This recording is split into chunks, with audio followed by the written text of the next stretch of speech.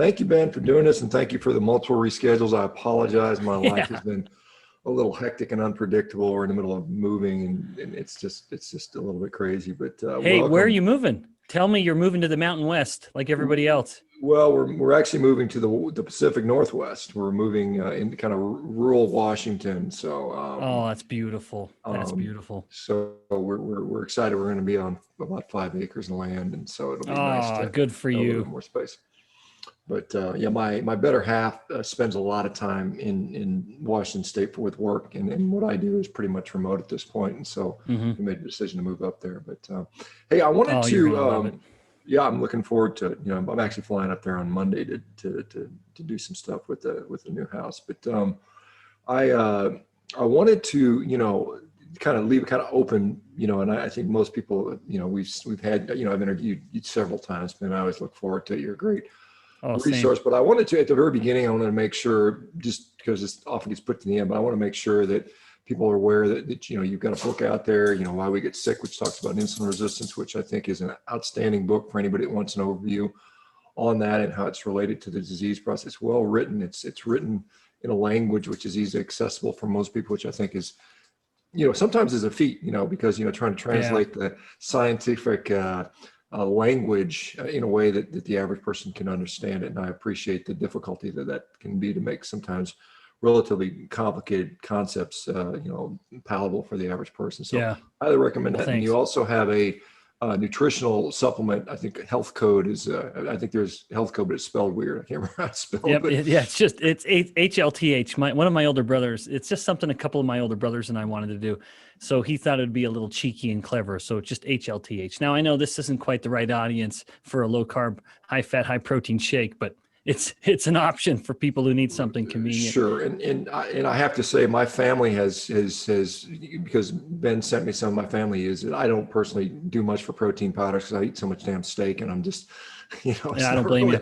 It's not really something that I need to do, but you know, they've enjoyed it. And I think, you know, not everybody that listens to us is strictly on a carnivore diet. So I think there is an audience for that. So, well, in fact, you guys, anyone who wants to see it, the website is Get Health, and then health is HLTH, gethealth.com. And I believe, if I'm not mistaken, we have a discount code for our members at MeterX too. So if you guys are interested in something like that, but anyway, Ben, I don't really have a lot of pre-planned questions. I want to sort of let you talk about the latest and greatest things you want to talk about, but there is, you know, and for the members here, we got a lot of people showing up.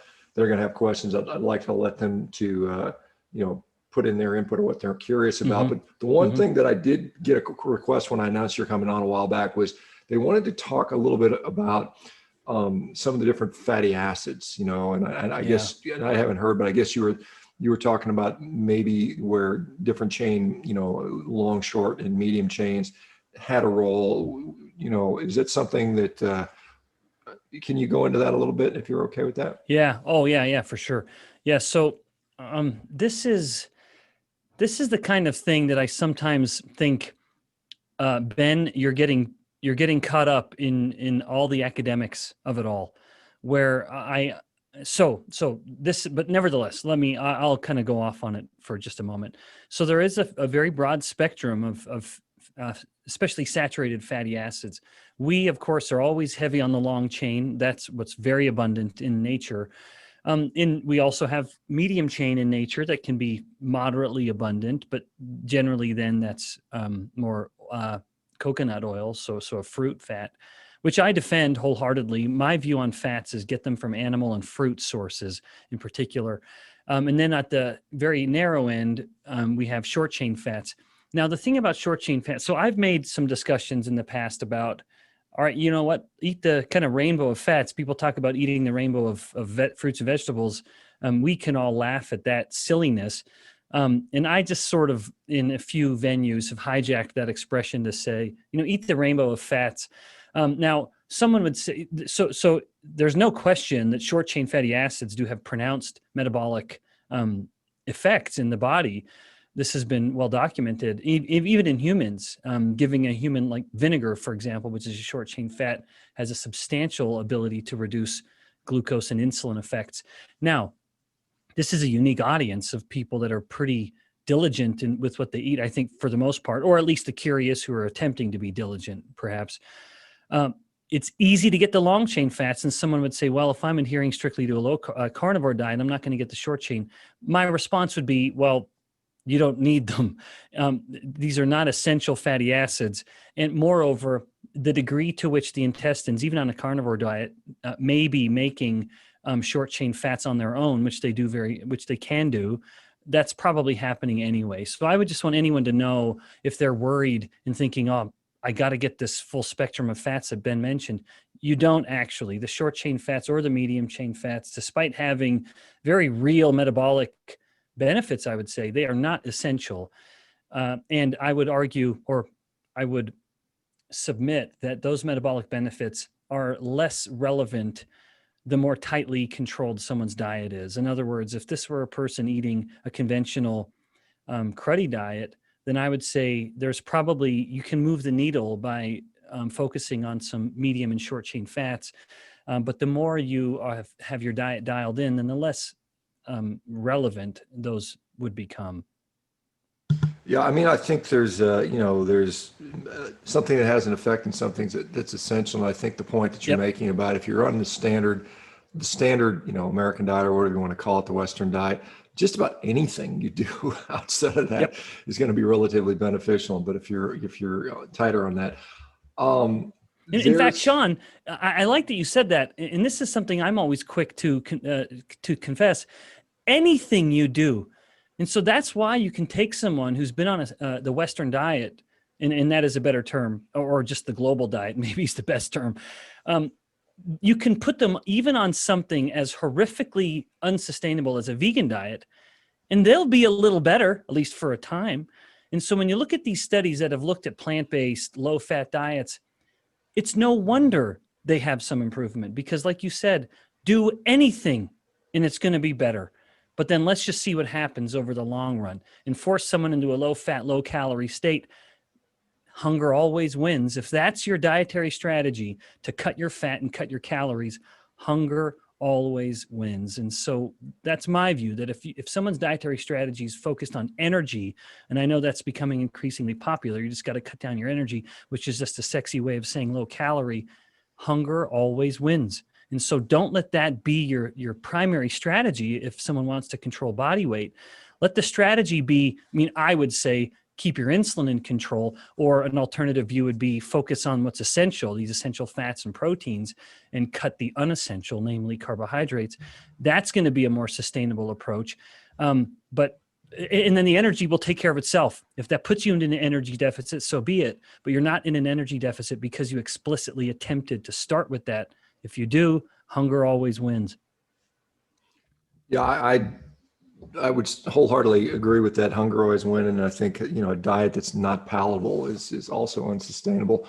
Speaking of that, I'm sure maybe you've seen this. David Logan just came out with a paper. He's senior author on it, talking about carbohydrate and the stimulation of cerebral blood flow to these nucleus accumbens and other satiety centers in the brain, and seeing that there's a differential expression there. And so, while you certainly can lose weight eating a higher carb diet, there's people who do it all the time, it might be more challenging, with that macronutrient predominating, due to, different satiety things. I think all of us experience the fact that we can more easily overeat, carbohydrates, particularly when they're highly processed, than just about any other food. I agree. And I would say that the more insulin sensitive someone is, then the easier it is, the more options they have as well. This was a reanalysis of an existing study where they found that someone's fasting insulin, which I would argue strongly is a surrogate of their insulin sensitivity or resistance,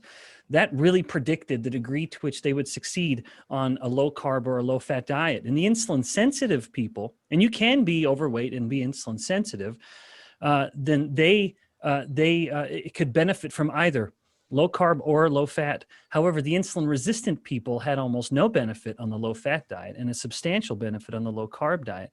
So all of this debate that comes up, I appreciate it, although I always hate it.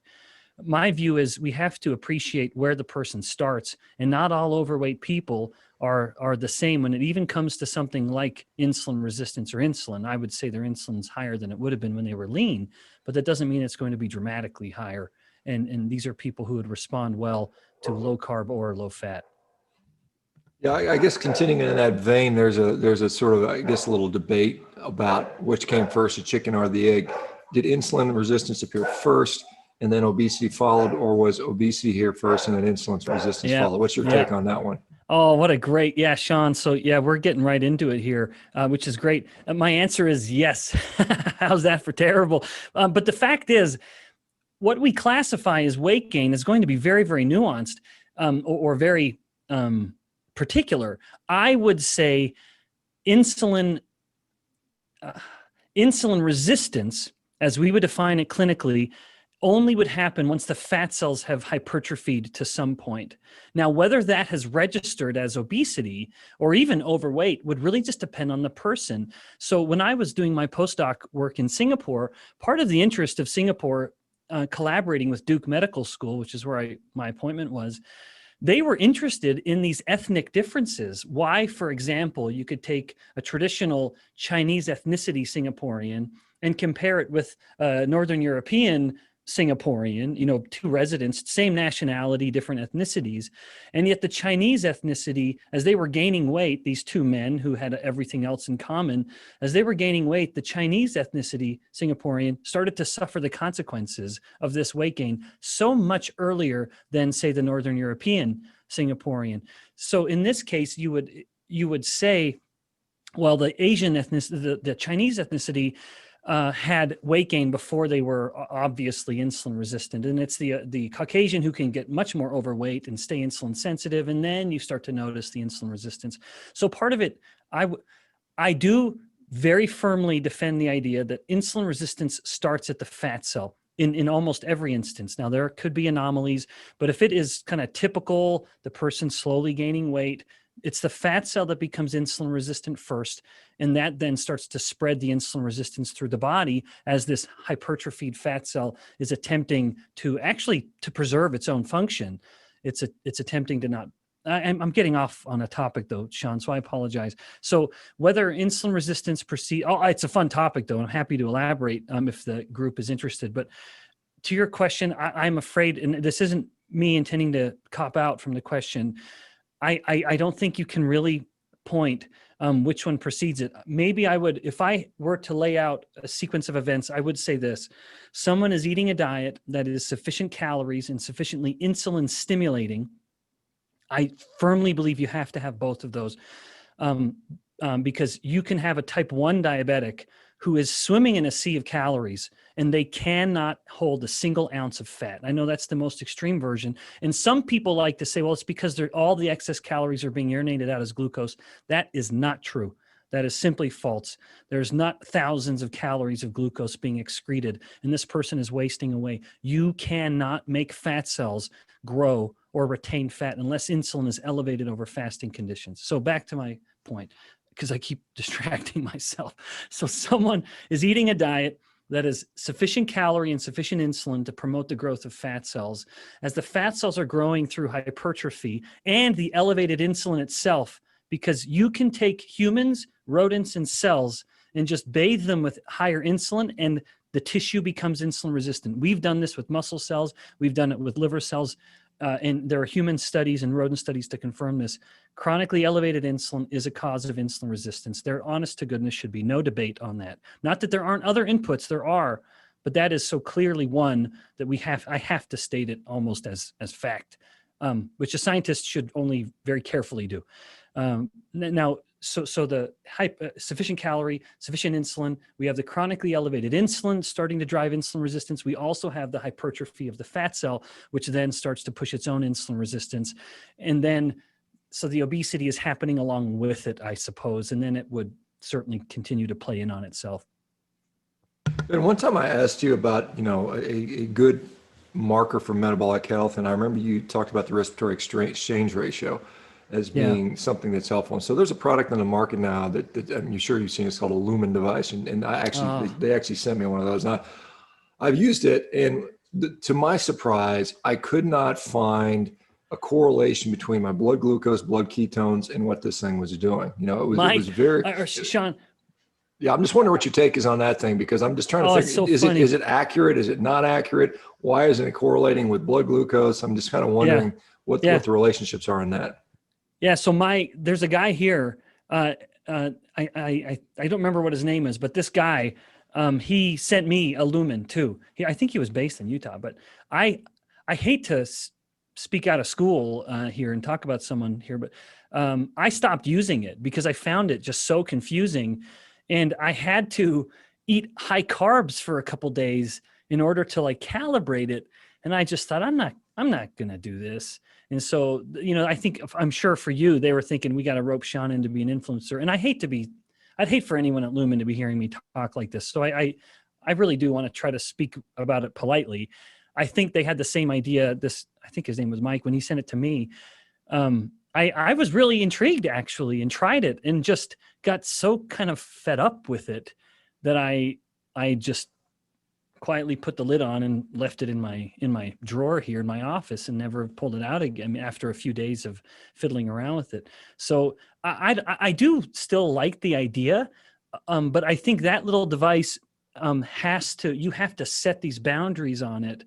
And then at that point, I'm almost just thinking, what's the point? In fact, Shawn, I was thinking about this the other day, how as awesome as some of these new technologies are that give us indicators of our health, there's a little part of me that worries that we would get to the point where we would abdicate our own idea of our health to these little machines.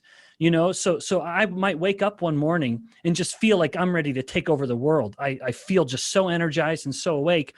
And then I look at my little sleep tracker ring, which I've really appreciated and giving me insight in how to sleep better. But let's say that my sleep tracker ring said, oh, you had a terrible night, take it easy today. And I would think, oh, well, geez, maybe I really should take it easy, or someone would have a little device telling them what kind of fuel they're burning and whether they're metabolically flexible.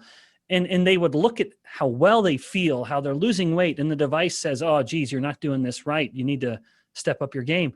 I think that as helpful as these devices can be, we cannot abdicate our own sense of well-being to these little smart machines. As clever as they are, they'll never be as clever as we are at knowing how we're doing.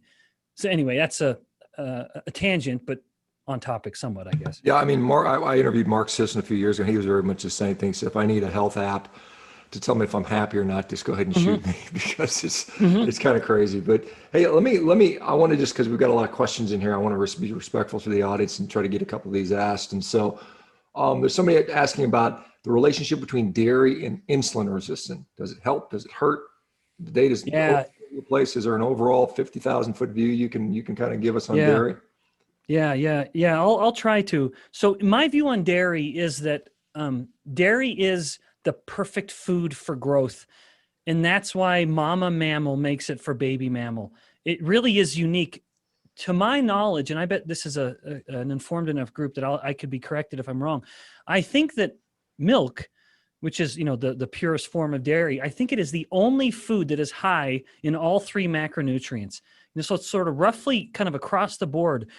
And I think that's kind of a fascinating situation where the body is designed to have this perfect cocktail to fuel the growth of this little baby as rapidly as possible. I think it's quite beautiful and fascinating. So my view is I'm a grown human. I'm done. So I personally don't drink milk. But not for any other reason, really. I just think, all right, nuts got a decent amount of sugar. I don't need that. I don't need to grow in that regard. And all three macros are certainly a good recipe for growth. I'm very favorable to my kids drinking whole milk. I am personally more interested in fermented dairy, where the bacteria have done their magic. And bacteria, like cancer cells, love sugar. They love glucose. You cannot get a bacteria or a human tumor. In fact, despite the debates, it's never human tumors to use anything but glucose. So I will then I love cheese, although I find like a little goes a long way. I have to moderate how much I eat. And actually that's about the end of it for me. But we have dairy in the home. Now, your question though, dairy and insulin resistance. No, there is in fact evidence in humans to show that whole milk adults are metabolically healthier than those who are drinking skim milk, at least. So that's sort of a milk to milk comparison. But in general, I think someone could overdo it on milk. You could certainly overdo it on yogurt, because a little thing of yogurt has as much sugar as a pint of Ben & Jerry's does, for hell's sake. So, and the tragedy there, of course, is that a lot of parents are looking at these shitey, crappy yogurts and giving it to their kids along with a cup of orange juice, thinking they're doing their kids a favor just because marketing is so bloody clever. So in general, I'm a little indifferent. I think dairy can be a perfectly healthy part of a diet. However, milk, even whole milk, does elicit a pretty decent insulin response. So that to me is always a bit of a, my philosophy is I want to maximally nourish my body while keeping my insulin in control. And whole fat dairy would make that a little hard if it was consumed too much. But, at decent levels, if someone's having a cup or so a day or a couple glasses, that's not going to do anything. Yeah, there's a tribe in, I want to say Ethiopia, that has a contest every year where they get as fat as they possibly can as a male, and they do it by drinking as much milk as possible. And so, we look at children early on, and they've got this rapid growth, rapid brain development. We've got this high requirements. We've got lactose and then of course the fats and the protein. I mean, I guess the equivalent is almost you could have a bacon cheeseburger with donuts as the bun. I mean, that would kind of be if you continued eating like that, you might run into problems with too much weight. Someone's asking Ben about fat and eating fat, and what role does eating fat have? Just one more comment on milk. There was a study looking at muscle protein synthesis. You may have seen that, showing that whole milk was superior to skim milk, even when protein was equated for building muscle. And so there's something within the fat itself that may have a benefit. There's another study that did a corollary looking at eggs, whole eggs versus just egg white. Saw that one too. And so to me, it is such a powerful testament to the fact that God knew what he was doing. And everyone can pardon me for invoking God. I'm very religious, but I'll say nature knew what she was doing, if that's the way we have to play the game, whatever her preferred pronoun may be. In nature, protein always comes with fat. If someone is looking at a protein that doesn't have fat, one, we've either stripped it, we've robbed it of the fat, like with whey supplements, or two, like a plant protein that doesn't have fat. Well, it was never really a protein in the first place. If you're getting now I know this is the right audience to say that to, but plants don't give protein. It's animals that give protein, and those are the best by any possible metric for humans. And protein always comes with fat. Not only does the fat help you digest it better, Shawn, this is one of the more fascinating discoveries I'd made looking at digestion. It is that bile acids actually facilitate the proteolytic enzymes in the intestines. And we look at bile acids as strictly being relevant to fat digestion, but they have this dual role at facilitating protein digestion. I think that's why so commonly people will take a protein shake and they'll say, "Oh, I can't have whey because whey upsets my stomach." And I'll always tell them, "Well, what happens if you eat the whey with fat? Like God intended, perhaps." Then they suddenly don't have those issues so commonly. So whether it's just the digestive benefit or not, the fact is clear. Protein alone has an anabolic effect. Protein and fat has an additive anabolic effect, but you don't get that when you have protein and carb.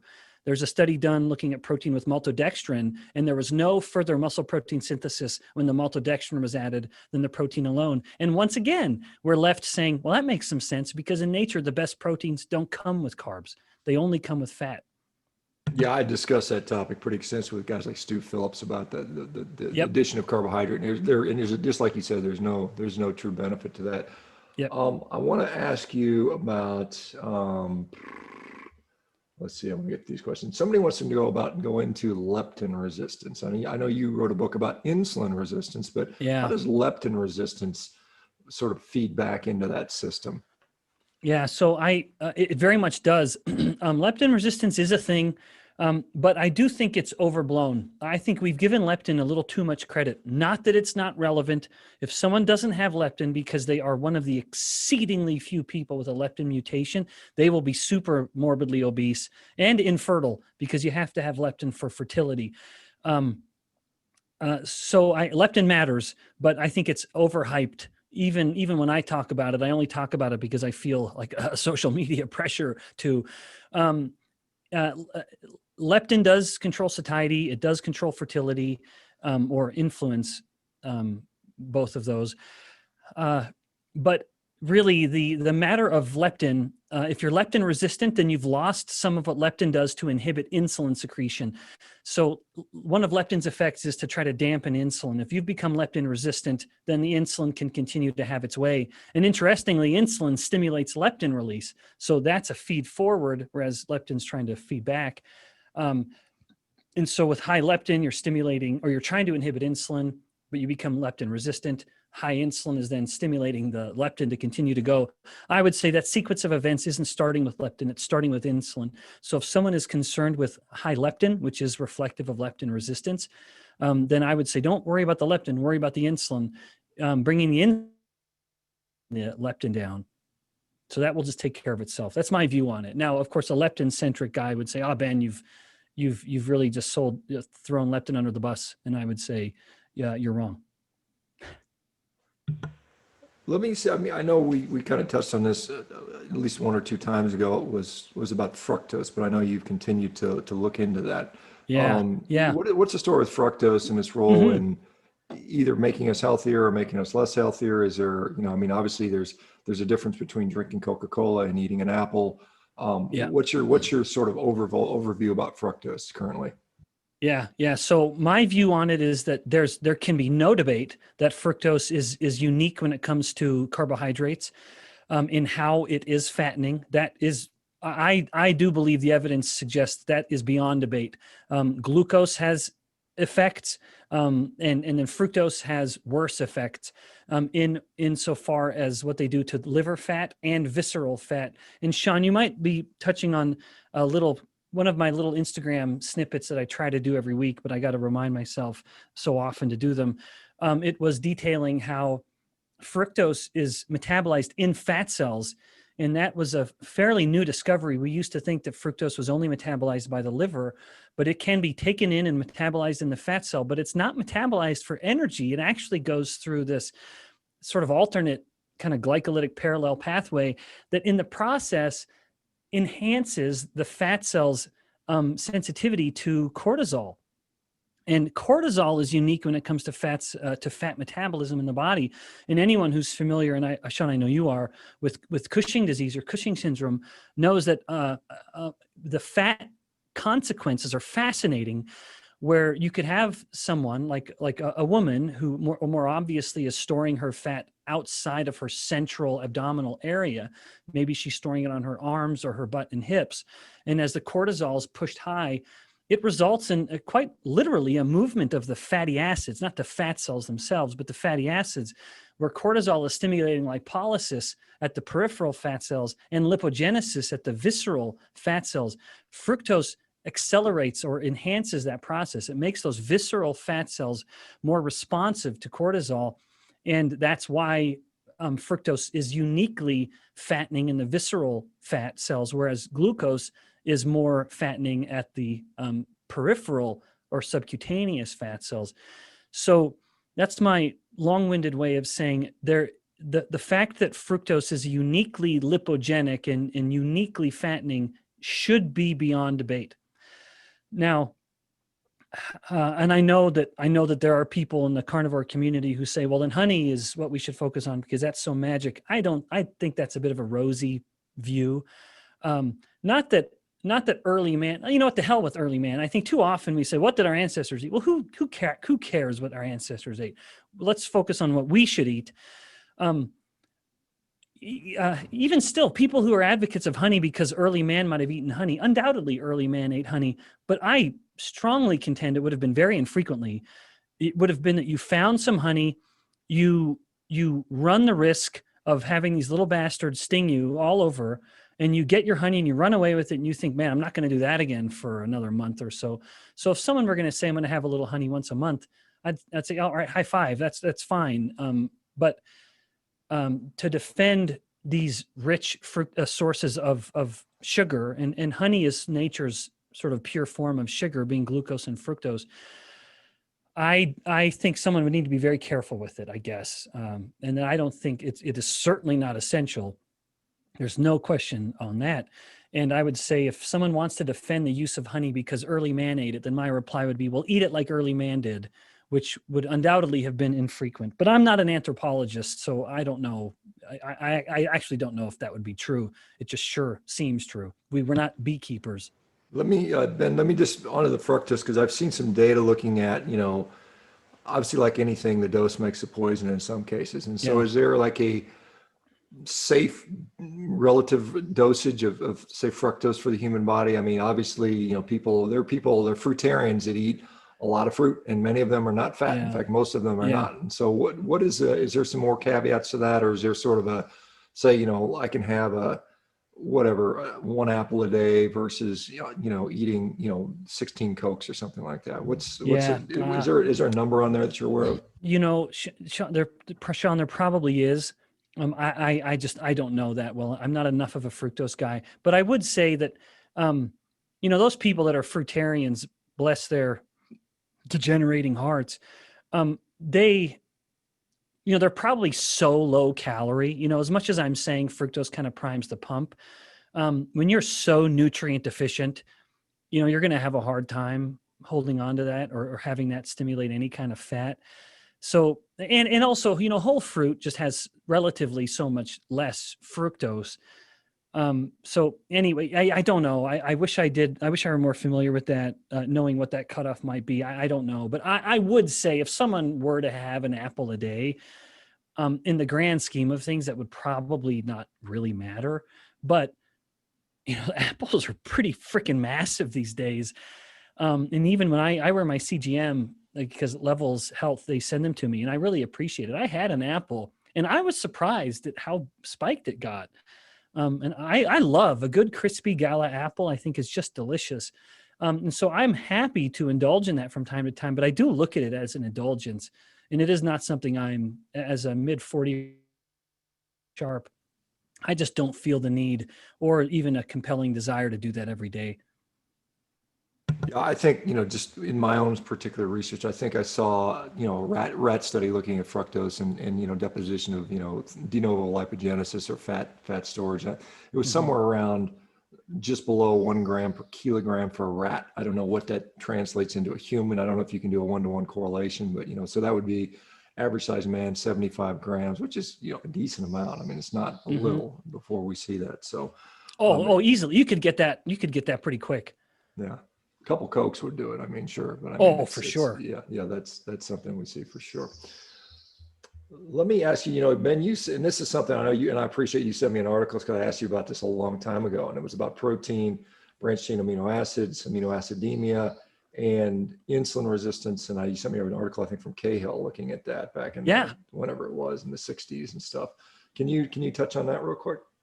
Yeah. So Sean, I very much appreciate when I first put that book together and I wanted some heavy hitters to write a little blurb for me, and you were willing, and I'm so grateful for that. You had actually asked me at the time, because you said, Ben, you didn't talk about amino acids in the book. And I didn't talk about amino acids as a cause of insulin resistance. And I know I'm very familiar with the evolution of that paradigm. And I've actually just never really bought into it. Because I don't think there are compelling. So what people find, just by way of context, although this audience may all know it all, we find in insulin resistant type 2 diabetics that their amino acid levels are almost always elevated. So that is a very, very strong indicator of insulin resistance.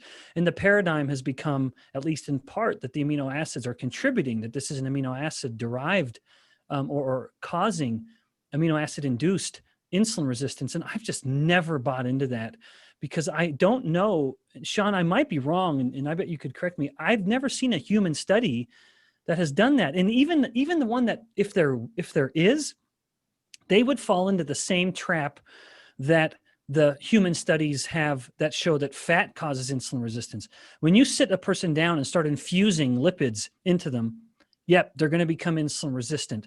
It's because you've literally loaded the plasma with fat, and now the body has to deal with it. And so you have this energy excess. You're becoming acutely insulin resistant. You have a harder time sucking the glucose away because your body's too busy dealing with all this fat you've put in. To a degree, if there is a human study that's shown this, I'm sure it's because they're infusing amino acids to ridiculous levels, and then this artificial system is showing some insulin resistance, if that even exists at all. And I don't know that it does. My view on the amino acids correlating so well, and this is what the Cahill study, I believe, Shawn, suggested or pointed out. So the fact that amino acids are correlating so well with insulin resistance, I think it's because you've become insulin resistant at your fat cells, and muscle cells. You've become insulin resistant at your muscle cells, and insulin there's a myth of insulin is that insulin promotes muscle growth and muscle protein synthesis, but that doesn't appear to be true.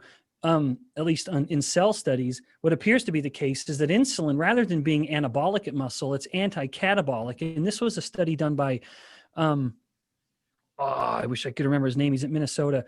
This was years ago. It was a fascinating series of studies. I'll remember it in a second. He's an Indian guy. But he found that insulin was not anabolic, it was anti-catabolic. But of course, for insulin to do that, for insulin to defend the muscle protein, it has to be working.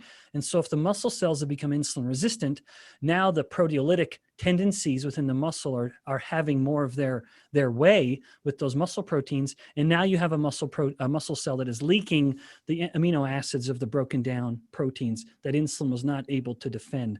So that we see elevated amino acids in the midst of insulin resistance, to me, is simply a consequence of the insulin resistance rather than a cause of it.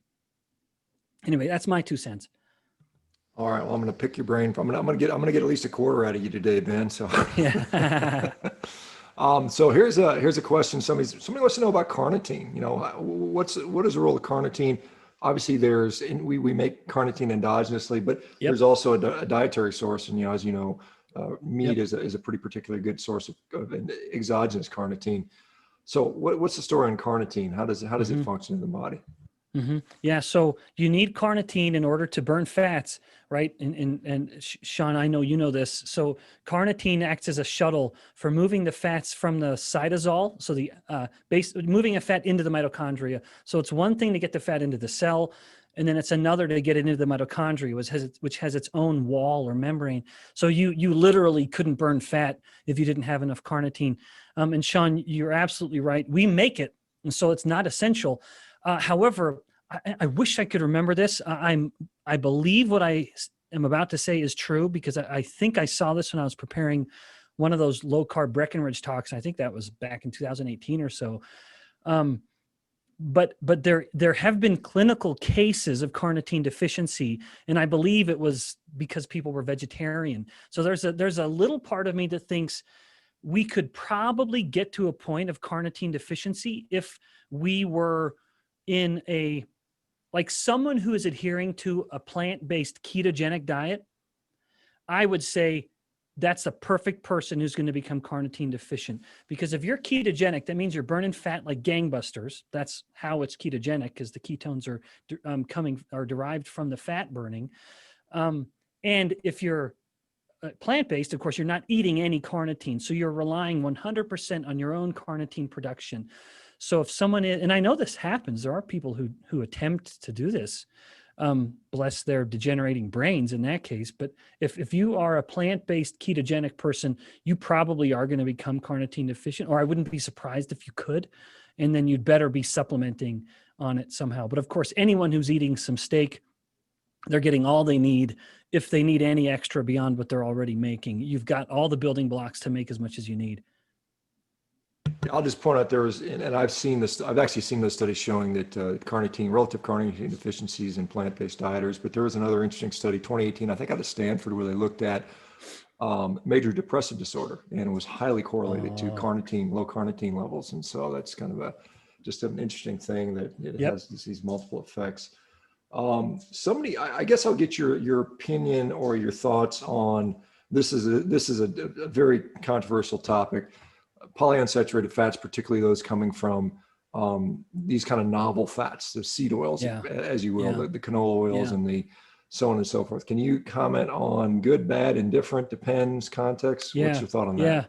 yeah. So I know that's really become one of those hot button items, and I will credit a guy named Tucker Goodrich. I really do thank him. That was not something I was very familiar with, and I can't say that I am. I'm certainly not an expert. Now, a lot of people invoke polyunsaturated fats as a cause of insulin resistance, and I simply have to challenge that idea with all due respect. And I will defend it. I will defend my views this way. So I believe that there are really kind of three fundamental causes, or maybe the better word is primary, three primary causes of insulin resistance. And when I say primary, I am using that term to say that there is evidence in cell cultures, so isolated cells, which is very artificial, of course, but even still useful, and rodent models and humans. So in all three of these biomedical models, there are three stimuli, noxious stimuli that have been shown to cause insulin resistance. One is elevated insulin itself that I already elaborated on. Two is inflammation. You can take inflammatory cytokines and cause insulin resistance in cells, rodents, and humans. And third, stress or cortisol in particular, but even epinephrine actually. So I'll just say stress. I'll go back to that more vague term. Again, in cells, rodents, and humans, in all three of those models, you can use insulin, stress, and inflammation to cause insulin resistance. So those to me are the three primary causes, each acting on their own. So as much as I'm an advocate of insulin, and I am just because that's the one I believe you can control the lever most readily, inflammation is a cause. You just can't always control that so well, depending on your overall health. And stress is a cause, which again is a lever that you might only have a weak grasp on because it's hard to control that. Now, I think polyunsaturated fats like linoleic acid, I would call those, I would call that one in particular a secondary cause, because you don't cause insulin resistance with those in cells, rodents, and humans. It doesn't happen. You can literally infuse humans with linoleic acid and well, I shouldn't say that. I don't know that that study's been done. You don't do that in rodents and you don't do that on cells. We've done that on cells in my lab and they won't become insulin resistant. But I think it's a secondary cause because we do know that if you are eating lots of linoleic acid, it will readily accumulate in fat cells. That does happen.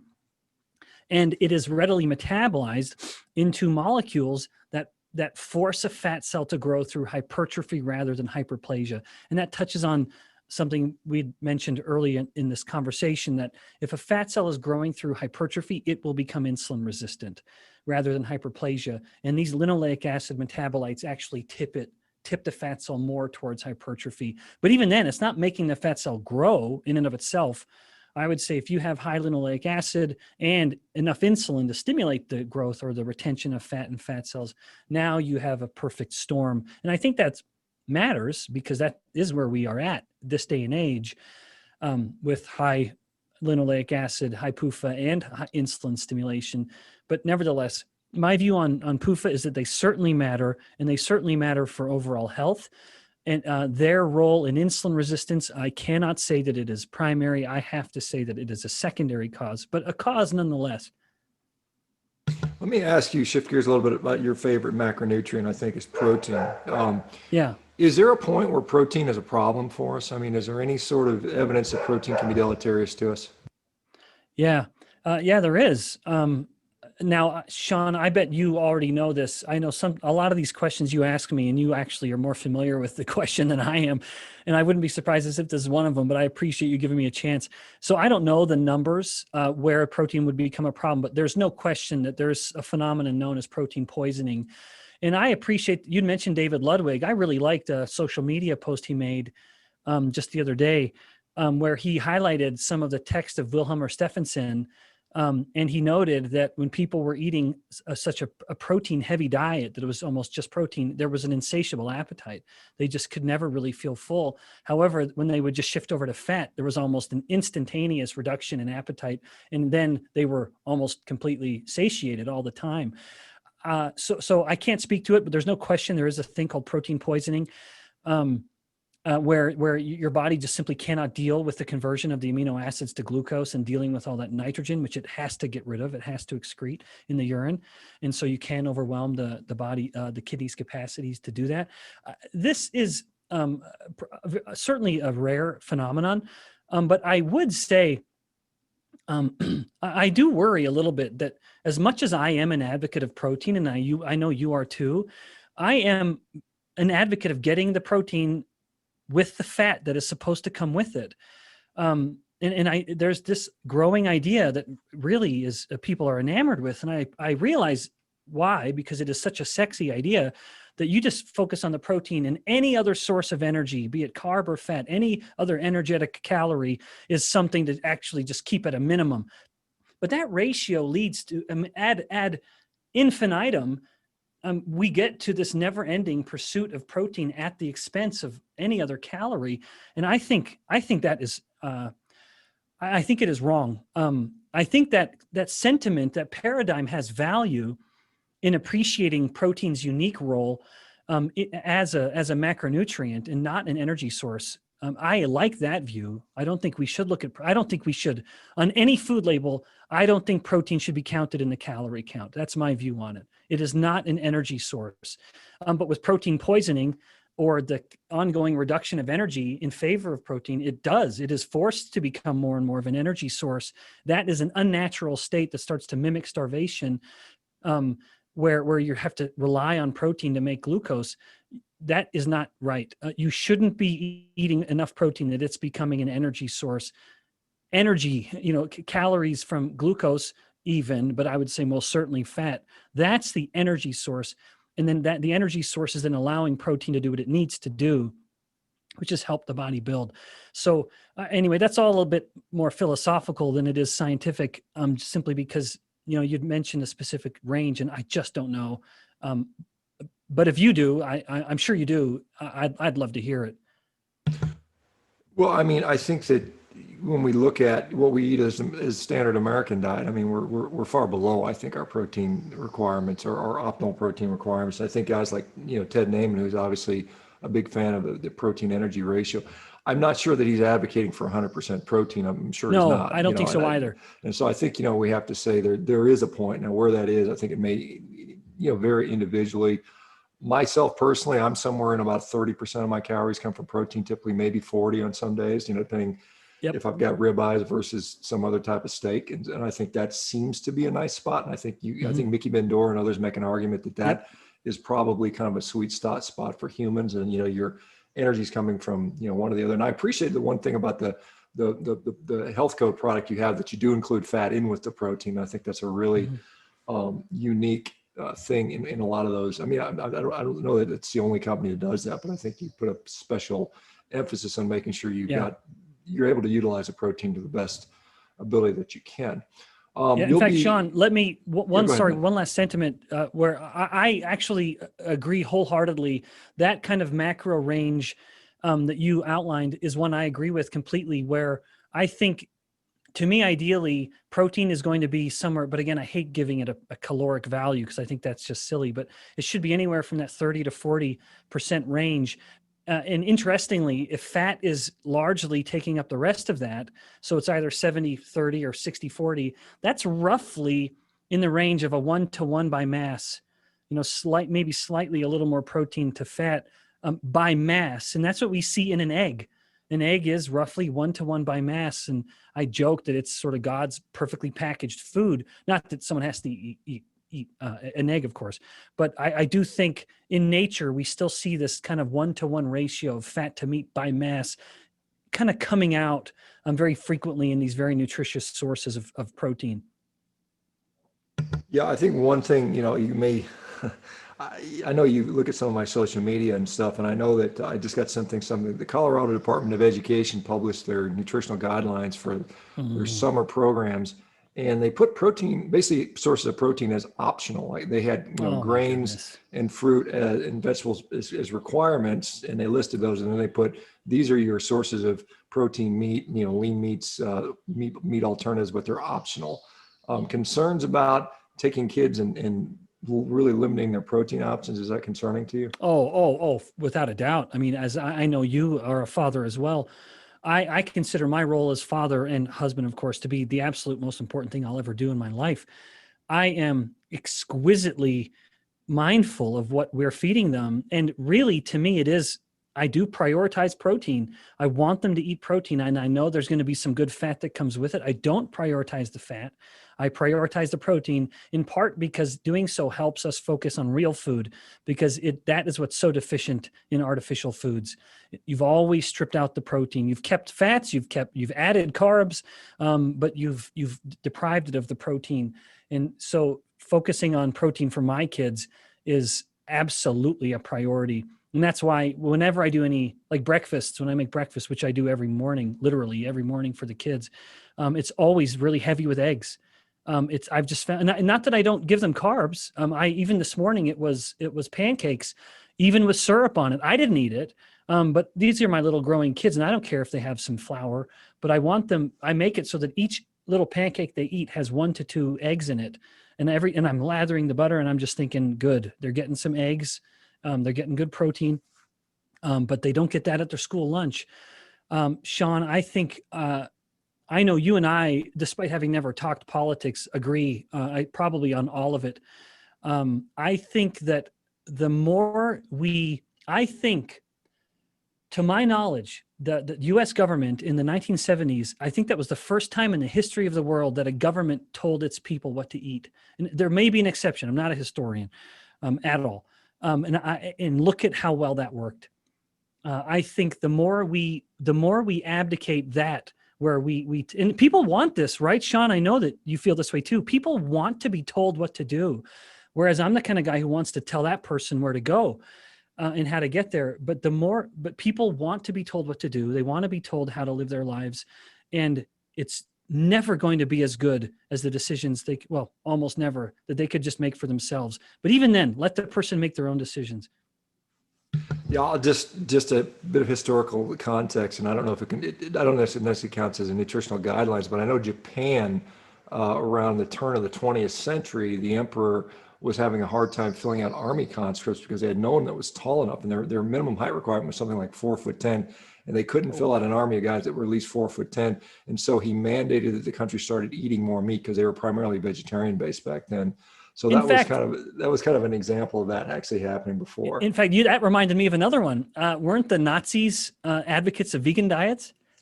I've heard, some people have made the assertion. Yeah, I've heard that too. Hitler but it wasn't from you, so but I don't know that if there's some context behind that. I wanted to. There's somebody in here asking. I want to respect the questions here. People are talking about, with women and men, differences in the way they should eat. Somebody's talking about carb cycling and cortisol. Is there a difference between the sexes and how you approach this? So no. I think that's a distraction. I think there are too often we let those kinds of topics distract us. If there's any truth to that sentiment that a woman needs to carb cycle, there is one study that looked at men and women adhering to a low carb ketogenic diet. And in the women, cortisol was slightly up for a period of time. It wasn't in the men. But I believe it was a temporary phenomenon and came down, although I can't recall the study perfectly. So some may look at that and justify that, or use that as justification for carb cycling. I would not interpret it that way. I would just say that the low carb diet did have a different effect on the women and the men. The degree to which that's pathogenic is, I would think, very debatable. It was certainly temporary. And so I'm not opposed to carb cycling on a low carb diet. And in fact, I'm often quick to say that's in practice kind of how I live my life. I am, in fact, quite low carb and even quite carnivore, but not 100%. And I've just found in my family dynamic, although my wife is very supportive, she doesn't try to challenge these ideas much. It's just in my family dynamic with my wife and kids, I just end up eating carbs to some degree. I don't know what, a few times a week in some larger amount. And so I end up carb cycling just almost for practical reasons, but not deliberate. My view is I know of no reason to deliberately carb cycle. Someone would say, well, then I want to maintain that high degree of metabolic flexibility. I want to be able to shift between the two, because I do think there's this thing that I call reverse metabolic flexibility with long-term ketogenic adherence, where people call it physiological insulin resistance. And that is just not true. That is not an accurate term. Because if you give someone who's a ketogenic diet, a carnivore diet, give them a load of insulin and you watch their glucose plummet, that is not insulin resistance. They're very insulin sensitive, but they've become glucose intolerant. And so if you have someone who's adhered to, say, a carnivore diet, then they load themselves up with 2 bowls of mini wheats like I did one time because I kind of cracked and I'm addicted to cold cereal, so I can't have it in the house. My glucose was up for like 18 hours after that. And someone would say, it's because your low carb diet made you insulin resistant. That is just not true. I'd become glucose intolerant. And why not? This is actually a study we're doing now in rodents, looking at the degree to which glucose-stimulated insulin secretion from the beta cells is altered on ketogenic or normal diets. And in fact, I'm quite certain what happens with long-term carnivore or ketogenic diet adherence is that the beta cells, one, have a lower load of insulin preformed because the beta cells always have a certain amount of insulin they've made and they're just holding on to. And they've downgraded, they've reduced the expression of some of these proteins involved in insulin production. And why not? Why wouldn't they? Because you need so little, and the body is too efficient to hold on to all this machinery, let alone the already packaged product when the demand for it is simply so low. The beta cell is too smart for that. And so some people, back to my point, people will say, you got a carb cycle to keep that insulin and glucose tolerant.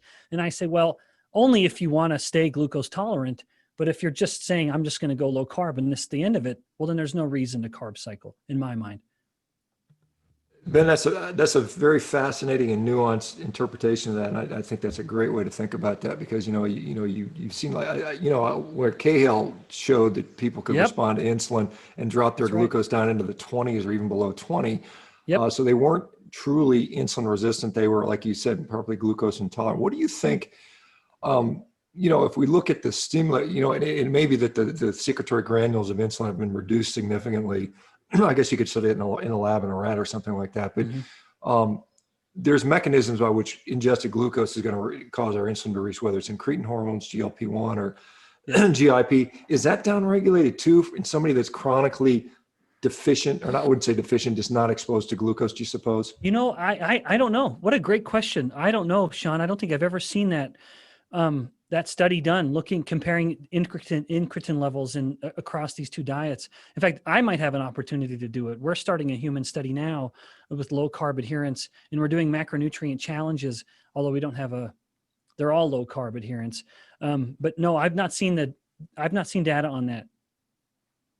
Yeah, interesting. It'd be interesting to see if that happens as an adaptation, like I said, we see a lot of just metabolic shifts that occur when you change your macronutrient profile over a long period of time.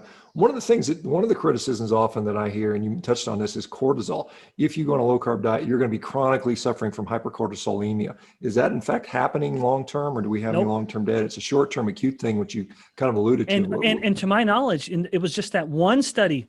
I was only able to find one study that found it, and it was only in women. And I think it came and went in 2 weeks. And now someone's going to ask for that resource, and I'm so sorry. I wish I knew it off the top of my head better, where I could cite the author and the year. But no, there's no question that there's no long-term. I've never seen any evidence to show that there is some chronic increase in cortisol with adherence. But I know that's very commonly thrown around. But I don't know of any evidence to support that view.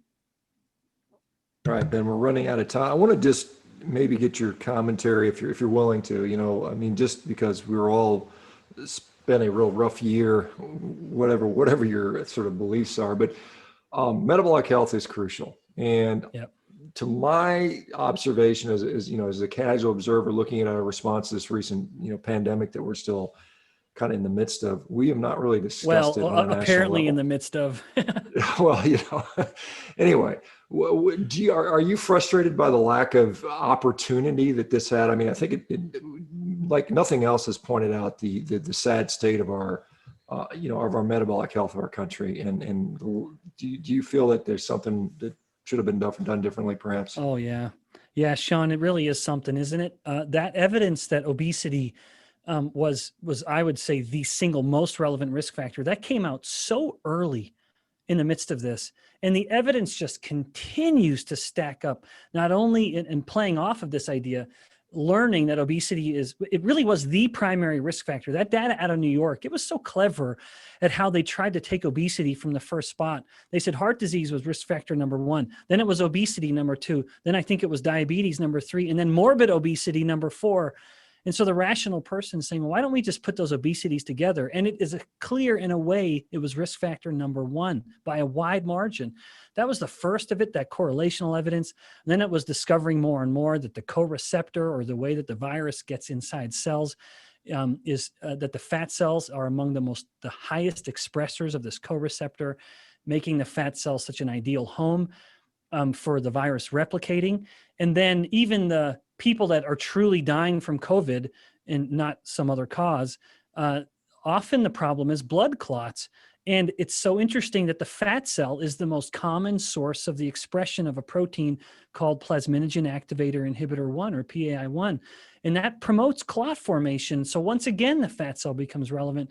And we know that people that are overweight or obese are shedding the virus for significantly longer, so are theoretically more infectious significantly longer than someone who has lower fat or is lean. Yeah, I do think it is a shockingly naive view to not think that this virus is here to stay. It is. Like every virus that is flu-like, we will never eradicate it. It will mutate, it will change. Generally, that means it becomes both less lethal, yet more infectious. It moves better, but doesn't do as much damage. That's good news in my view. We will never. This virus is now a permanent part of the global ecosystem, and sure, vaccines appear to be remarkably effective.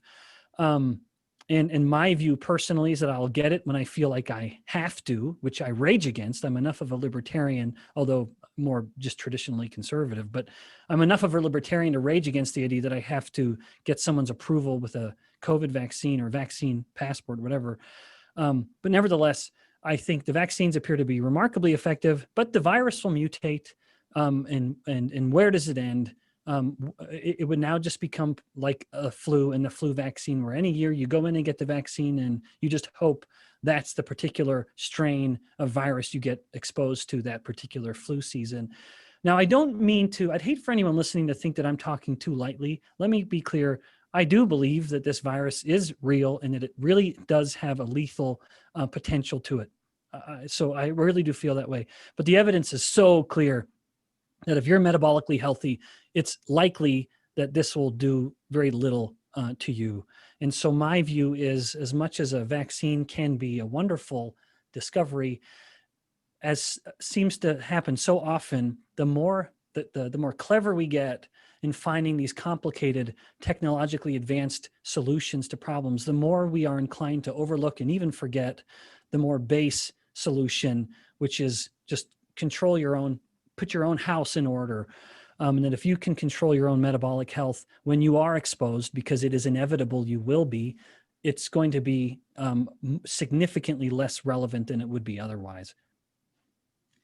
Yeah, and I think I pretty much lockstep with what you said. I mean, I'm the same thing. I think we should not be mandating or requiring vaccine passports and things like that. And you should have the, I mean, we all make our own decisions based on the evidence that are in front of us. And I think that there is definitely a lot of room to go with regard to metabolic health for a lot of people. Oh, yeah. And I think we work on that. But people, they don't want to talk about it. It's an inconvenient truth.